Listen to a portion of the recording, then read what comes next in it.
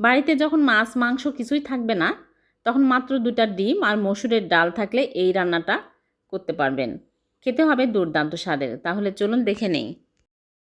প্রথমে এখানে মসুরের ডাল 1 কাপ ভিজিয়ে রেখেছিলাম আধা ঘন্টা আগে, ব্লেন্ডারে পেস্ট করে নিয়েছি। এখন এর মধ্যে 3টা ডিম ভেঙে দিয়ে দিচ্ছি। ডিম চাইলে কমিয়ে বাড়িয়ে দিতে পারবেন। এখন আমি এর মধ্যে দিয়ে দিচ্ছি স্বাদমতো লবণ, আর দিয়ে দিচ্ছি হলুদের গুঁড়া 1/2 চামচ, গরম মশলার গুঁড়া দিয়ে দিচ্ছি 1/2 চামচ, আর এখানে নিয়েছে 2টা কাঁচামরিচ একদম কুচি করে, আর দিয়ে দিচ্ছি আদা রসুনের পেস্ট 1 চামচ, আর দিয়ে দিচ্ছি 2টা পেঁয়াজ একদম কুচি করে দিতে হবে। দিয়ে হাত দিয়ে ভালো করে মাখিয়ে নিচ্ছে। আপনারা চাইলে চামচ দিয়েও মেখে নিতে পারেন, কিন্তু হাত দিয়ে আমার সুবিধা হচ্ছে, হাত দিয়ে আমি ভালো করে মেখে নিচ্ছি। তারপরে ভেজে নিব। চুলে একটা প্যান বসিয়ে তেল দিয়ে দিচ্ছি। তেল পরিমাণ মতো দিয়ে তেল যখন গরম হয়ে আসবে তখন এই ডালের মিশ্রণগুলো দিয়ে দিব। দিয়ে চুলার আঁচ লো আঁচে রেখে এইরকম করে সমান করে দিব, দিয়ে ঢেকে রেখে দিব এক পাশ ভালোভাবে হয়ে যাওয়া পর্যন্ত। এক পাশ হয়ে গেলে আর এক পাশ উল্টিয়ে দিব। পুড়িয়ে ফেলা যাবে না। 2 পাশ ভালোভাবে ঢেকে জাল করব। 2 পাশ হয়ে গেছে। এখন আমি তুলে নিচ্ছি। তুলে তারপরে ঠান্ডা করে নিব। ভালোভাবে ঠান্ডা হয়ে গেছে। এখন আমি এইরকম করে একটা নাইফ দিয়ে পিস করে কেটে নিচ্ছি। ছোট ছোট করে কেটে নিতে হবে।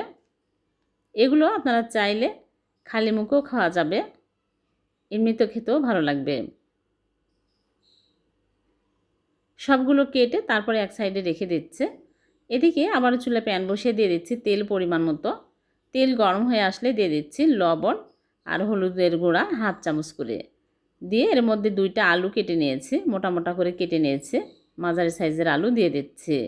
দিয়ে তেলের মধ্যে কিছুক্ষণ নেড়েচেড়ে ভেজে নেব। ভাজতে ভাজতে দেখবেন 50% সিদ্ধ হয়ে যাবে। আলু ভাজা হয়ে গেলে তুলে নিচ্ছে।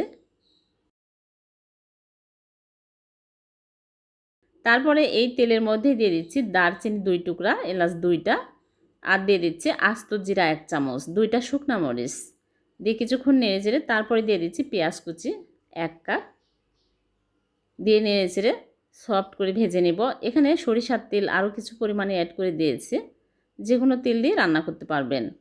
এখন আমি নেড়েচেড়ে এরকম পেঁয়াজ ভাজা ভাজা হয়ে আসলে এর মধ্যে আদা রসুন বাটা 1 চামচ দিয়ে দিচ্ছি, দিয়ে নেড়েচেড়ে কাঁচা স্মেল যাওয়া পর্যন্ত ভেজে নিব।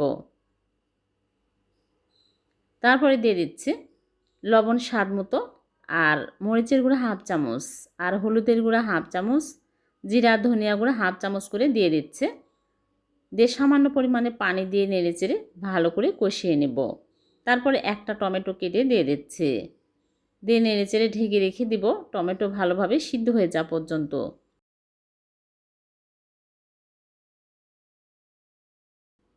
টমেটো ভালোভাবে সিদ্ধ হয়ে গেলে আমি ঢাকনা খুলে নেড়েচেড়ে ম্যাশ করে নিব। তারপরে দিয়ে দিচ্ছি আলু। ভাজা আলুগুলো দিয়ে আমি নেড়েচেড়ে চুলার আঁচ একদম লো আঁচে করে ঢেকে রাখবো সিদ্ধ হয়ে যাওয়া পর্যন্ত। যেহেতু আলু আগে সিদ্ধ হয়ে আছে 50%, বেশি সময় লাগবে না। চুলার আঁচ লো আঁচে করে আমি সিদ্ধ করে নিয়েছি, চেক করে দেখলাম সিদ্ধ হয়ে গেছে। এখন পানি দিয়ে দিচ্ছে, 2 কাপ পানি দিয়ে দিচ্ছি। বেশি দিতে হবে পানি, যেহেতু আলু আছে, আলু টেনে নিবে ঝোল। এখন আমি নেড়েচেড়ে ঢেকে রেখে দেব। এখন আমি এর মধ্যে দিয়ে দিচ্ছি ডিমের টুকরা। সবগুলো দিয়ে আমি কয়েকটা কাঁচামরিচ ফালি করে দিয়ে দিচ্ছি, আর দিয়ে দিচ্ছি গরম মশলার গুঁড়া, ভাজা গরম মশলার গুঁড়া দিয়ে দিলাম, আর ঘি দিয়ে দিচ্ছি 1 টেবিল চামচ, দিয়ে আমি নেড়েচেড়ে ঢেকে রেখে দিব গ্রেভিটা ঘন হয়ে যাওয়া পর্যন্ত।